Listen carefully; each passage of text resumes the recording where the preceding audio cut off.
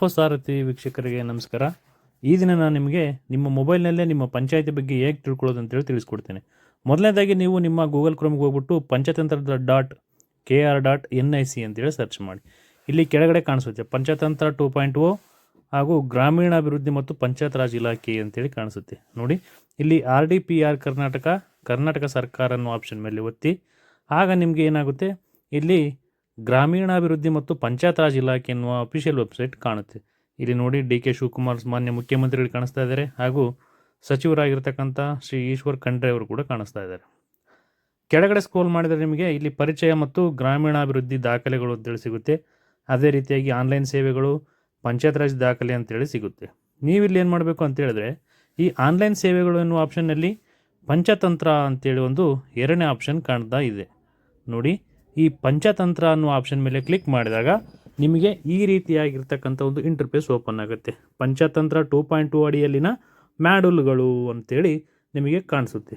ಇಲ್ಲಿ ಏನು ಮಾಡಬೇಕಪ್ಪ ಅಂತ ಹೇಳಿದ್ರೆ, ನೀವು ಈ ನಾಗರಿಕ ಸೇವೆಗಳಿದೆಯಲ್ಲ ಅದು, ಅಥವಾ ಈ ಕೆಳಗಡೆ ನೋಡಿ ಇಲ್ಲಿ ನಾಗರಿಕ ಸೇವೆ ಮೇಲೆ ನೀವು ಏನಾದರೂ ಒತ್ತಿದ್ರಿ ಅಂದರೆ ಈ ರೀತಿಯಾಗಿ ನಿಮಗೆ ಕಾಣಿಸುತ್ತೆ. ಏನು ಕಾಣಿಸುತ್ತೆ ನೋಡಿ, ನೋಡಿರಿ, ಬಾಪೂಜಿ ಸೇವಾ ಕೇಂದ್ರದ ತಂತ್ರಾಂಶದ ಮೂಲಕ ವಿತರಣೆ ಮಾಡುವಲ್ಲಿ ಸಹಾಯಕವಾಗುತ್ತದೆ.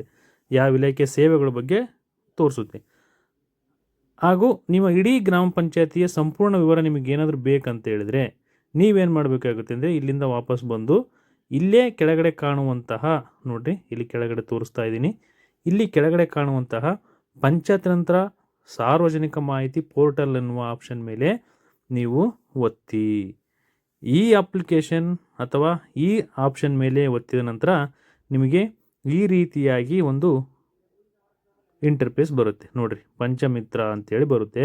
ಈ ಪೋರ್ಟಲ್ ಮೂಲಕ ನೀವೇನು ಮಾಡ್ಬೋದು, ನಿಮ್ಮ ಗ್ರಾಮ ಪಂಚಾಯತಿಗೆ ಸಂಬಂಧಿಸಿದ ಎಲ್ಲ ವಿವರಗಳನ್ನು ತಿಳಿಬೋದು. ಇಲ್ಲಿ ಕೆಳಗಡೆ ZP ಮತ್ತು GP ಅಂತ ಇದೆ. ನೀವು ಇಲ್ಲಿ GP ಸೆಲೆಕ್ಟ್ ಮಾಡ್ಕೊಳ್ಳಿ, ನಿಮ್ಮ ಜಿಲ್ಲೆ ಹೆಸರನ್ನು ಆಯ್ಕೆ ಮಾಡ್ಕೊಳ್ಳಿ. ನೋಡಿರಿ, ಜಿಲ್ಲೆ ಹೆಸರಿದೆ, ಇಲ್ಲಿ ನಾನೀಗ ಜಿಲ್ಲೆಯನ್ನು ಆಯ್ಕೆ ಮಾಡ್ಕೊಳ್ತಾ ಇದ್ದೀನಿ.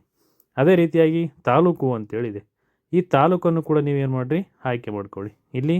ಹಾಗೂ ಗ್ರಾಮ ಪಂಚಾಯಿತಿ ಅಂತೇಳಿದೆ, ನಿಮ್ಮ ಗ್ರಾಮ ಪಂಚಾಯತಿಯನ್ನು ಸೆಲೆಕ್ಟ್ ಮಾಡಿ ಹುಡುಕು ಎನ್ನುವ ಆಪ್ಷನ್ ಮೇಲೆ ಒತ್ತಿದ ನಂತರ ನಿಮಗೆ ಈ ರೀತಿಯಾಗಿ ನಿಮ್ಮ ಗ್ರಾಮ ಪಂಚಾಯತಿಗೆ ಸಂಬಂಧಿಸಿದ ಎಲ್ಲ ವಿವರಗಳು ಸಿಗುತ್ತೆ ನೋಡಿರಿ. ಜಿಲ್ಲೆ ಹೆಸರಿದೆ, ನಿಮ್ಮ ಗ್ರಾಮ ಪಂಚಾಯತಿ ಹೆಸರಿದೆ, ಅಲ್ಲಿರ್ತಕ್ಕಂಥ ಒಬ್ಬರು ಮೊಬೈಲ್ ನಂಬರ್ ಕೊಟ್ಟಿದ್ದಾರೆ, ಇಮೇಲ್ ID ಇದೆ, ಆ ಗ್ರಾಮ ಪಂಚಾಯತಿ ಯಾವ ಊರಲ್ಲಿದೆ ಅನ್ನೋದು ಸಂಪೂರ್ಣ ಮಾಹಿತಿ ಇದೆ ನೋಡಿರಿ.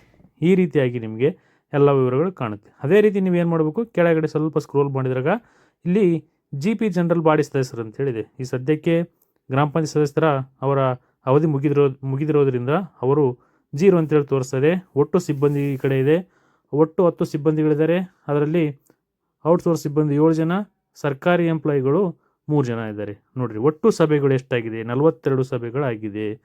ಒಟ್ಟು ನಾಗರಿಕ ಅರ್ಜಿಗಳು ಎಷ್ಟು ಬಂದಿದ್ದಾವೆ, 31 ಬಂದಿದ್ದಾವೆ. ಅದರಲ್ಲಿ ತಿರಸ್ಕೃತ 7 ಆಗಿದೆ, ಬಾಕಿನ 2 ಉಳಿದಿದ್ದಾವೆ, 22ನ್ನು ಕಂಪ್ಲೀಟಾಗಿ ಮಾಡಿದ್ದಾರೆ.